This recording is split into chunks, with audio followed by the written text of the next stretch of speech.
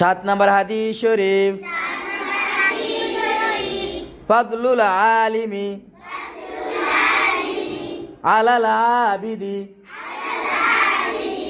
আলাল আবিদি কাফাদলি আলা আদনাকুম।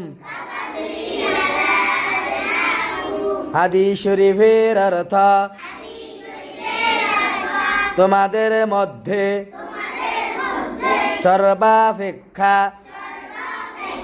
ছোট ব্যক্তি হইতে আমার মর্তবা যত বড়, বে ইলম আবেদের সে